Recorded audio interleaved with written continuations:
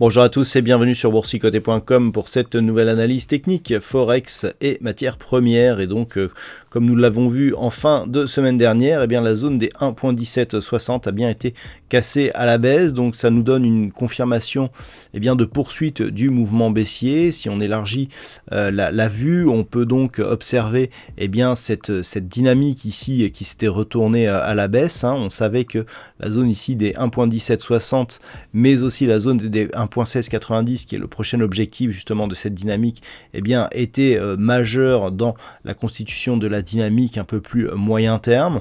Donc on s'est stabilisé ici entre 1.1760 et 1.1890, mais avec les cotations que nous avons aujourd'hui, nous pouvons considérer que cette zone des 1.1760 est cassée à la baisse, puisque nous avons ici une forte dynamique qui vient tester ce niveau, tentative d'attaque ici. On voit que la zone des 1.1760 se comporte désormais plus comme une résistance, et le fait d'avoir un nouveau plus bas significatif actuellement nous indique que nous sommes toujours donc dans cette dynamique baissière avec un très bon début très technique, impulsion ici, retour sur la moyenne mobile 20 exponentielle et poursuite de la dynamique aidée par une cassure ici d'un support qui fait augmenter la volatilité. Donc on est sur une configuration assez logique et donc qui persiste à évoluer d'une manière baissière. Donc comme je vous l'indiquais à l'instant, le prochain objectif de cette dynamique est la zone horizontale des 1.1690.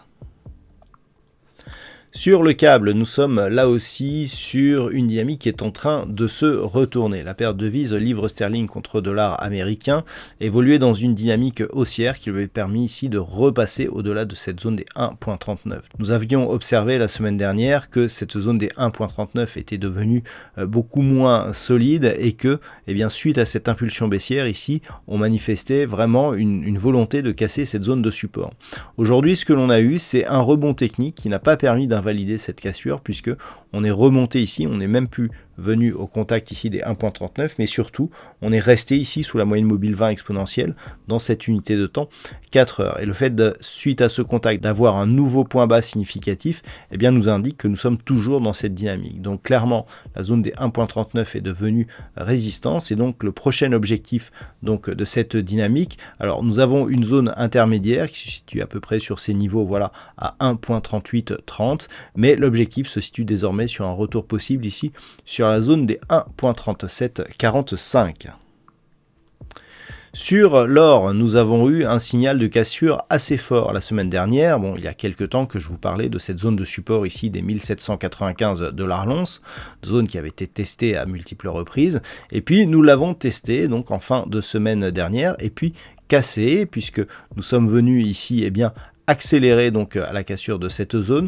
On est directement venu ici sur une zone qui était clairement identifiée à 1758 $ l'once, et puis sur l'ouverture donc que nous avons connue cette nuit, puisque ça c'est l'ouverture donc qui a eu lieu à minuit, on est venu marquer ici une très forte volatilité, donc très forte volatilité ici qui est venue chercher quasiment les niveaux des 1680 $ l'once. On a très vite rebondi, mais comme souvent dans ce genre de cas, et ceux qui participent au trading live régulièrement le savent, lorsque l'on a une forte impulsion, on a un rebond technique, mais surtout un suivi du mouvement. Donc clairement, on est en train de revenir ici sur la zone des 1720 $ l'once, mais pour le métal jaune, suite à cette impulsion, l'objectif est désormais un retour ici sur la zone des 1675 $ l'once. Et lorsque l'on regarde à quoi correspond justement cette zone des 1675, c'est une zone majeure. Elle a été testée à de multiples reprises ici, et lorsque l'on élargit le champ, on voit ici que nous étions sur une dynamique haussière.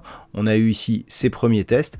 Précédemment, cette zone qui avait été ici résistante sur cette phase avait été testée support suite au franchissement de celle-ci. On est revenu une fois dessus, pas de nouveau plus haut significatif. On hésite, on revient ici taper, et si on casse la zone des 1720, on reviendra encore une fois au contact de cette zone, et cette fois-ci, il pourrait bien y avoir cassure. Alors, si cette cassure était effective, on aurait un signal assez important d'un point de vue moyen-long terme qui pourrait encore une fois accélérer le mouvement baissier que nous observons actuellement sur le métal jaune. Et puis enfin, sur le WTI, on revient sur des zones qui ont été testées déjà au milieu du mois de juillet. On voit cette zone ici entre 66,50 et ce point bas ici des 65 $ le baril, et bien que ce niveau est quasiment le même qui avait été testé ici lors de cette attaque, avant ici un rebond technique. Sauf que cette fois-ci, il semblerait que l'on soit sur une dynamique un peu plus forte. Effectivement, le rebond qui a suivi donc la cassure de cette zone des 66,50 $ le baril, eh bien, permet juste de valider que ce niveau est désormais résistance, c'est en tout cas le cas ici d'un point de vue court terme.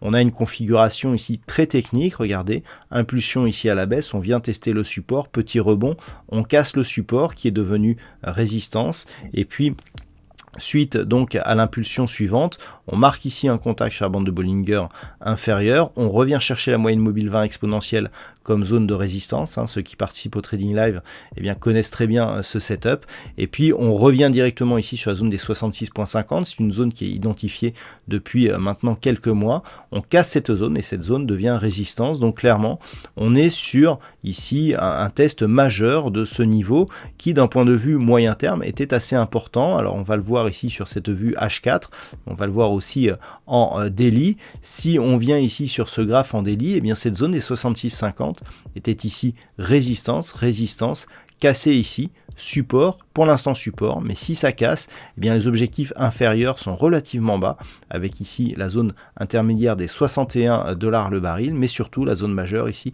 des 57,50 $ le baril. Donc il va vraiment falloir surveiller ici la cassure de cette zone des 66,50. Toutefois, d'un point de vue moyen terme, on peut constater que suite à ce premier contact, on a eu un rebond technique, mais qui n'a pas permis de casser un précédent point haut significatif. Donc on est toujours ici dans un biais baissier, et le fait en fait de casser ce niveau avec qui plus est un gap baissier qui d'un point de vue daily a été comblé, mais eh bien, nous indique que nous sommes plutôt ici sur une perspective qui devient baissière sur l'évolution du WTI, et ce notamment lié à l'évolution du variant Delta dans le monde. Voilà donc ce que l'on peut dire sur cette configuration technique Forex et matières premières. Je vous souhaite une très bonne soirée et on se retrouve donc dès demain pour d'autres analyses techniques, toujours sur le site boursicoté.com.